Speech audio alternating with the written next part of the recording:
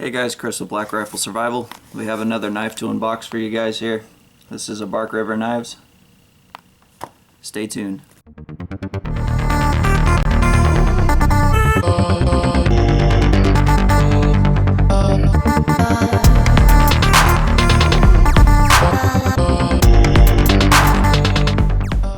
Okay guys, so the story with the knife here. After reviewing another knife from Joe of Feral Woodcraft, he was nice enough to let me use that on my channel.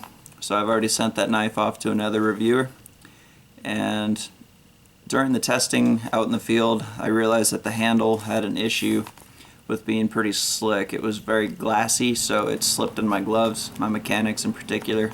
It just didn't have the grip I was looking for, especially when I was doing heavier chopping tasks.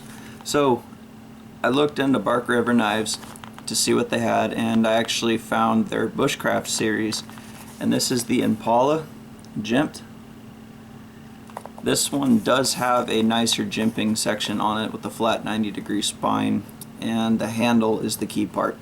So let me go ahead and open this up. I'll show you guys what's inside. There it is. This is the standard sheath that came with it. I didn't purchase any other special styles like the danglers or other options, but as you guys can see, it does have a ferro rod loop attached. Excellent stitching on the sheath. It's just like the other one I reviewed. Same great welt.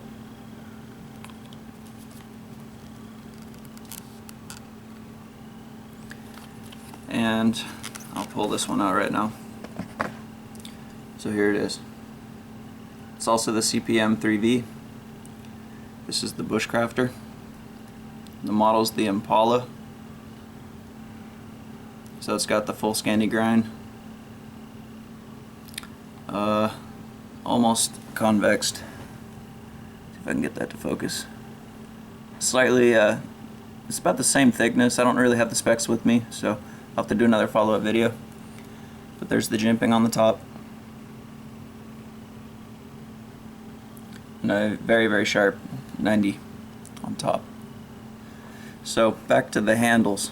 Now after reviewing the Bravo, I was interested. I mean, the knife itself was beautiful, so I wanted to stay with that same thing and get the same polished handles. But I figured to get the file work done in here, and that would help with the grip. So without my gloves on, this knife fits great. It's an excellent length, at least for my hand. It's very comfortable, no hot spots on this one. I'll be doing a woods test soon to show you guys how this knife performs. A little bit of a choil, not much though. But what I wanted to bring to BarkRiver's attention, I'm not very disappointed. I'm a little kind of caught off guard, because if you look at the price tag, it's a $329 knife. Now I didn't pay that full retail price on it. I got it a little bit cheaper, but still it was an expensive purchase. The file works okay. It's in no particular order. As you can see right here where my finger is, it stops at the top, and then on the back side you can see the file works just on the bottom here, and it's kind of staggered, so no particular order. But where I came into my issue was, if you guys look at the handle scales, I'm trying to line this up as easy as possible, but you'll see that one of the scales are shorter. This one's a little bit shorter. Now I'm going to flip it around, see if you guys can capture that. Put it in the white behind here. This is a lot shorter than this side. So this is me nitpicking the knife. It doesn't really affect my grip in any way, but it is a cosmetic detail I picked up. So I wouldn't say I'm necessarily upset about that, but you know, I was looking for something that would be almost perfect for the price range that you're paying for these knives. So I'm sure I could contact customer service and probably get that fixed, but at this point I just want to test out the knife. They do have the lifetime warranty. Now same thing with the pommel. One side's thicker than the other. This is a little bit thicker, this one's thinner. So running along, it's really hard to tell inside with the black on black. what was the other detail? Now, I don't know if I can get that to come out. If you guys look at the tang, following it all the way through, you can see it now. The tang is exposed on the handle scale, so I can actually drag my finger across here and see that. I was hoping that that would be flush with the micarta. Same thing on the bottom, you can see that the tang is exposed. So the handle scales are a little bit smaller than the tang itself. So I'm curious about hot spots myself. That's what I'm really worried about. It's extended a little bit down here as well. So that's more of a fit and finish kind of issue. But other than that, the knife is really nice. So this was just my quick unboxing to update you guys on my first BarkRiver knife that I bought. And we'll be doing a field test on this pretty soon. Have a few other knives I want to put in line. But for what it's worth, this knife's pretty cool. It's very comfortable. And I'm looking forward to testing it out.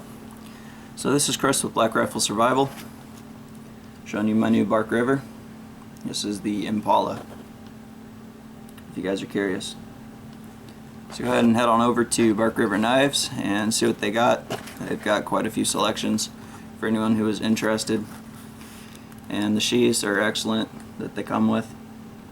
Have no problems with it. And with this particular model, that was the last thing I meant to bring up, was it's got a larger loop with a smaller cutout here. I'm still trying to figure out if this is for putting a belt straight through it. So it's like a, what is that, 2-inch, maybe 1.5 inch belt loop versus a full-sized, maybe 2-inch belt loop.